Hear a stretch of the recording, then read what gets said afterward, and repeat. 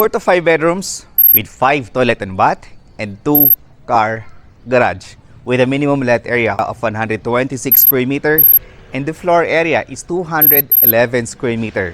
This property is selling at the price of 17.2 million pesos na kung saan ito ay almost walking distance from 3 giant malls in Fairview like SM Fairview, Robinsons Novaliches, and Fairview Terraces. Welcome to Hobart 2 Subdivision, Barangay Kaligayahan, Novaliches, Quezon City.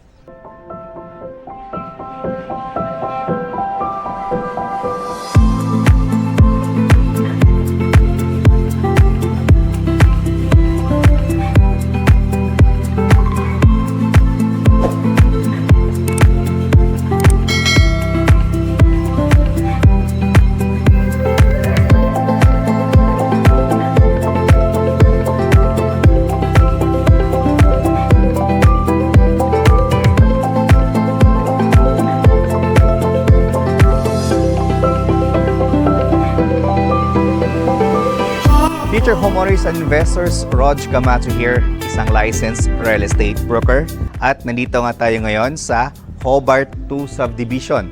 Dito sa bungad, sa pinaka-gate, ay andito yung ating brand new house and lot for sale worth of 17.2 million pesos.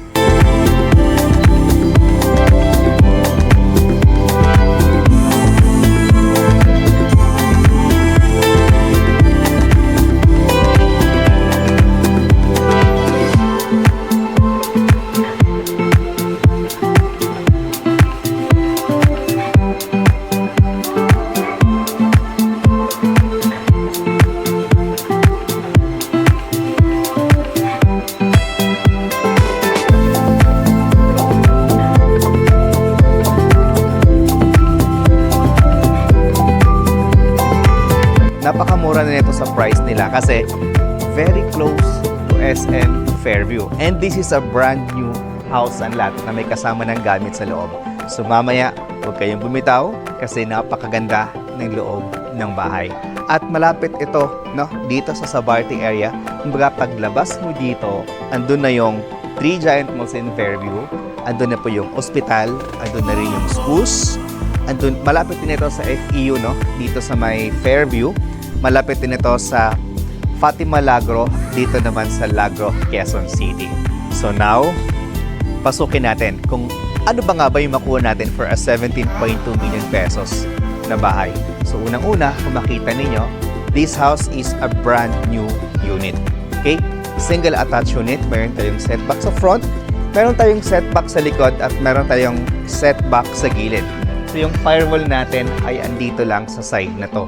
Tapos, ang kagandahan pa neto, pagpasok mo dito sa gate ng Hobart 2 Subdivision, ay eto na kaagad yung bahay ninyo. At kita nyo naman yung mga bahay dito. Di ba? So, I think malapit ito sa mga establishments as merong school dito na malapit.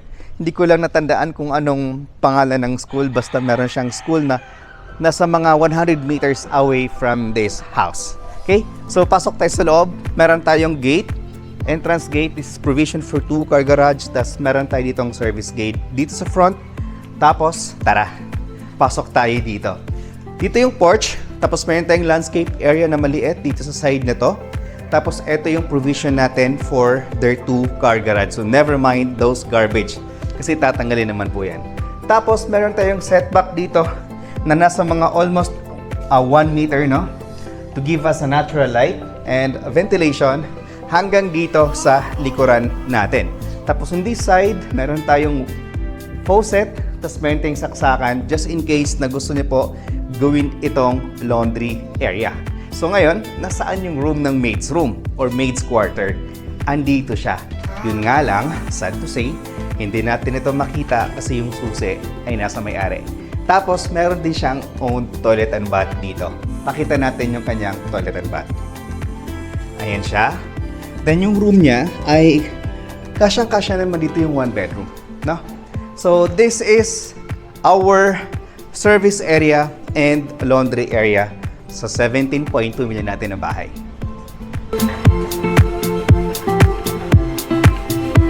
So ngayon naman, papakita ko sa inyo yung buong bahay na. Okay? So, dito sa front, ito ay smart lock na siya. Ito yung gamit nila. Tapos yung door natin, ito siya, solid wood. Tapos, pagpasok natin sa loob ng bahay, ayan, napakaaliwalas na dining area. O, di ba? Napakaaliwalas. Ang sarap ng feeling pag andito ka sa bahay nito.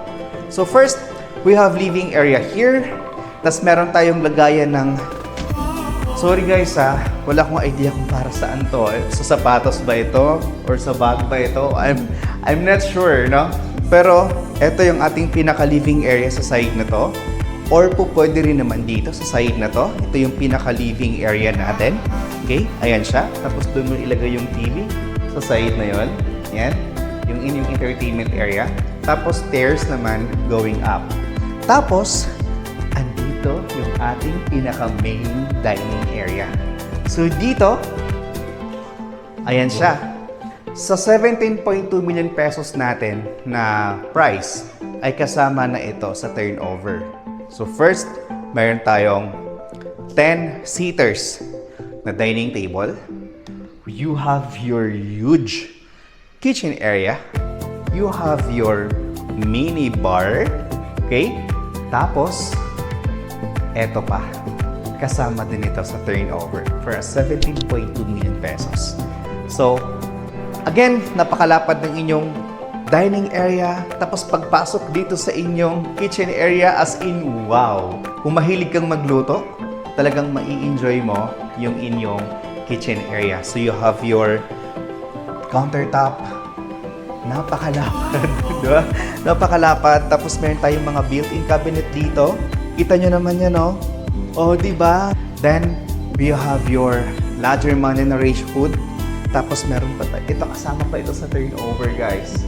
So, as in, kung lilipat ka dito, gamit mo na lang yung kulang. Ito yung kanilang kitchen sink. Parang ang hirap naman ito gamitin, no? Kasi ang daming mga functions. Ayan siya, pakita natin. Ayan. So, single sink lang siya, pero mahihirapan kang mag-operate kasi sobrang daming functions niya. Ganon din dito sa taas. Mayroon tayong mga built-in cabinet. Andito naman yung para sa electricity natin. Ayan. Then, ayan siya. So, dito pa lang sa loob, sa inyong kitchen area, kung mahilig kang magluto, talagang mapapasabi kang perfect. So, ngayon, kung meron kayong kasama sa bahay na medyo may edad na, no, hindi na nakakaakyat sa taas, meron din kayong kwarto sa kanila. Ito siya. So, first, double deck na bed. Ayan siya, no? So, kung senior, ayan, meron siya ditong higaan. Tapos, meron pa din ditong extra bed dito sa taas. O, diba? Sobrang tibay na ito, guys. Okay? So, tas solid yung mga wood natin. Tapos, meron tayo ditong door papunta sa ating maid's room. So, maid's room connecting dito sa ating kitchen area. Tapos, connecting dito sa kanyang service area or laundry area. So, napakaaliwalas ng bahay na to kasi you have 3 sides of natural light and ventilation. So, talagang napakamura na nito. Alam nyo naman, Quezon City, napakamahal na po ng project o ng mga bahay dito sa Quezon City, lalong-lalo na yung malapit po sa SM Fairview. How much more? Eto, yung finish kitang-kita nyo naman at yung mga inclusions, no? Kitang-kita naman kung gaano kaganda, gaano ka-quality etong mga isinama nila sa bahay. Okay? Tapos, eto siya, meron tayo ditong space for storage area. Tapos, bago ko makalimutan, eto pala, yung room na to ay meron siyang katabing toilet and bath. Ayan. So, dito, kung senior yung gagamit sa room na to, pag ikot niya lang ng kaliwa or kanan, andito na agad yung kanyang toilet and bath. Common yung toilet and bath. So, you have your shower area, yung tiles from floor to ceiling, may kasama na pati heater ito. Ayan, sa baba. Okay? So, next is yung ating second floor. So, dito sa second floor, dito natin makikita yung 3 remaining rooms with own toilet and bath. Tara. So dito sa stairs, solid wood yung pinaka-apakan niya. Tapos, buhos naman yung pinaka-foundation. Then, sasalubungin tayo ng napaka-bonggang chandelier dito sa area ng ating stairs. Pag-akyat natin dito sa taas, eto, yung space na yan, exclusively for master bedroom. Dito sa side nito, yung ating second room, then yung ating third room. Welcome to your huge bedroom number 3. This is your huge bedroom number 3 wherein you have your free air condition. Kasama na rin ito sa turnover yung ating double size na bed na pinakustomize pa siya. Napaka-spacious po ng kanyang kwarto, di ba? So talagang deserve mo. Kumbaga, worth it naman yung 17 million pesos na price for this kind of house. Honestly, sobrang laki kasi talaga ng project ng bahay at yung pagkagawa niya, quality, materials, puwertes, ika nga. Kasi ito naman yung mga kwarto niya. So may mga built-in na siyang kasama na cabinet. Then, eto yung inyong toilet and bath. So since malaki yung kanilang kwarto, malaki din yung kanilang toilet and bath. Here, you have your shower area. Ayan. Floor to ceiling yung tiles. Then, on this side, ito yung ating water closet at yung ating lavatory. Elegant, no? Parang high-end talaga yung datingan ng bahay na to. Next is our bedroom number 4. So for bedroom number 4, first, you have your built-in cabinet again. You have your double-size bed, customized, matibay na matibay, tunog pa lang no, ng kahoy. Solid na solid. At sobrang kapal ng foam. At hindi lang yon, maaliwalas pa rin kasi you have your window, a good source of natural light and ventilation, plus meron tayong free again na split type AC. Plus, meron tayo ditong toilet and bath. So each room dito sa second floor ay nakisama na siyang toilet and bath. So ganun din, yung ating turnover ay from floor to ceiling. Napaka-elegant po niyang tignan, high class tignan kasi yung tiles niya ay from floor to ceiling. So next is our master bedroom. So dito sa master bedroom, sinakop niya lahat yung space na to para lang sa kanya. And guys, this is our master bedroom. It's a huge room for a master bedroom with walk-in closet. Okay? And meron siyang access dito sa balcony. So si master bedroom lang ang mayroong access dito sa balcony. What's inside no? Dito sa master bedroom. First, you have your split type AC. You have your huge natural light and ventilation, source of natural light and ventilation. You have your built-in cabinet as well. And of course, yung ating king size na bed. Sobrang laki, sobrang aliwalas, sobrang spacious. Plus, meron tayo ditong walk-in closet. So kung marami kang gamit, hindi magkasya dito, don't worry guys, meron pa tayo dito sa loob. Meron tayo ditong built-in cabinet. Ayan siya. Meron pa dito. At, halika. Dito natin makita yung ating shower area, yung ating toilet and bath. So again, very spacious, no? Yung tiles natin dito ay from floor to ceiling. Then, meron tayo ditong walk-in closet. Okay, so next, kung gusto pa mag-stargazing, you have your extra space here. aside from your room, no, pwede ka pa ditong dumungaw sa inyong balcony. Then, kita-kita nyo naman kung gaano ka mapuno yung area natin dito sa Hobart 2 subdivision. So, as you can see here, yan, may malaking bahay. Tapos yung school, harap lang ng malaking bahay na to. So, parang Teresa yata yung school, something like that. Tapos merong children's organization, NGO office dito sa side na yan. Tapos kung mag-left ka, tapos kanan, yun yung Quirino Highway. Tapos lagpas ng konti, ando naman yung McDonald's, Bloomfields, Robinsons Novaliches, Fairview Terraces, at yung SM Fairview.